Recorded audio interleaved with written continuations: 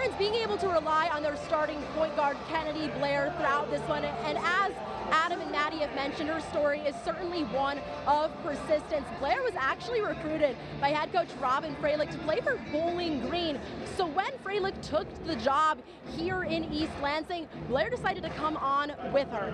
It's been Blair's dream to be a Michigan State Spartan. She's a Michigan girl. She was wearing her Alex Anzalone jersey at shoot-around today, but she was a walk-on. She was dealing with her foot injury. Lots of eyes in the hockey world are on the World Juniors Championships in its final stages out in Minnesota this weekend. The semifinals are taking place today, and two Spartans are still on the hunt for a gold medal. Eric Nielsen plays for Team Sweden. The Swedes taking on Finland this afternoon, and then later tonight, MSU freshman Porter Martone, the captain for Team Canada, they'll be taking on Czechia at 8:30 p.m. And that's the reason why this MSU roster looks a little different.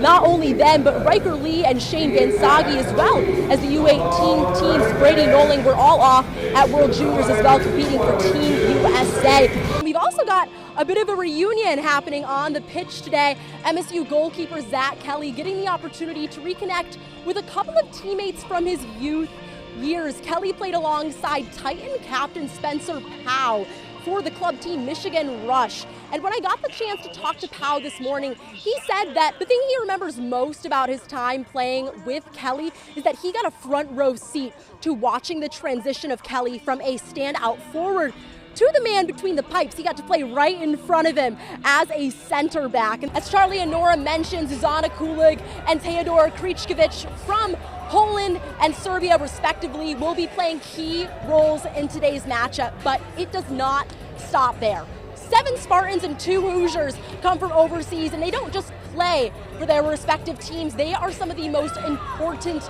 pieces.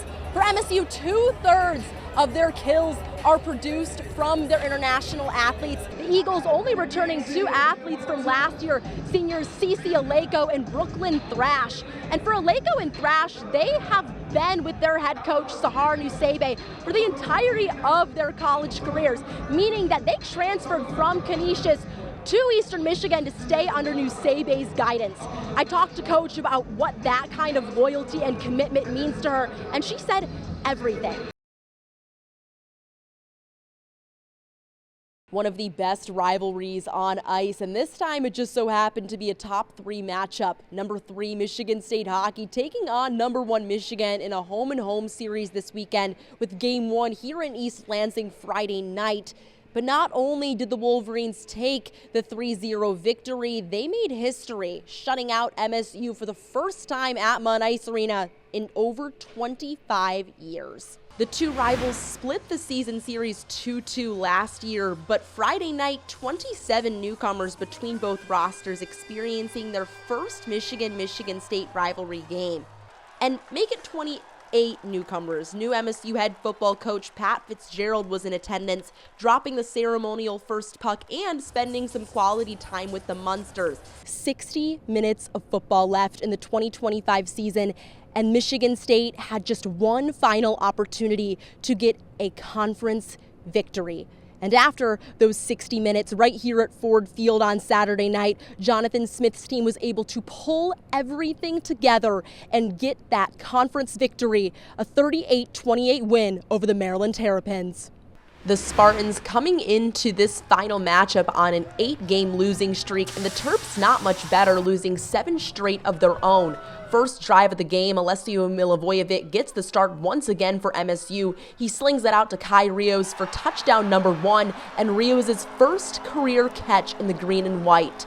Michigan State finishes up its non-conference schedule 5-1-0 and will now turn its attention to the highly competitive Big Ten slate.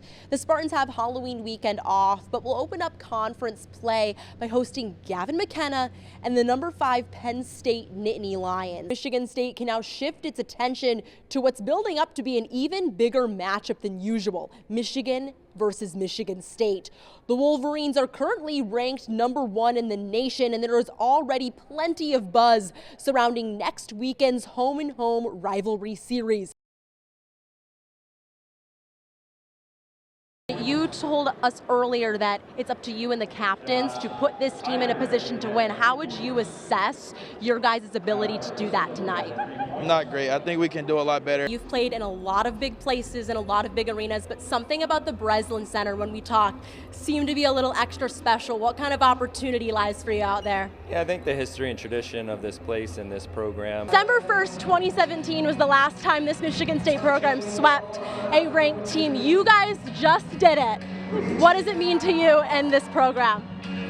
We've been working so hard for the past few months. It's hard. You got a win at your old stomping grounds, Canisius, on Friday, and your Eagles started with that 14-0 run. What was working for you then, and how do you hope they start up today's game?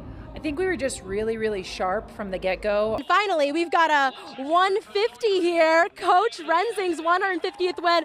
What has it been like learning from him as a coach, and how does it feel to be a part of this team that gets that for him? Yeah, I mean, he's just a coach you want to play for. 9 complete innings for this Michigan State team and a 2-0 shutout against Oregon. I mean, 11 strikeouts tonight.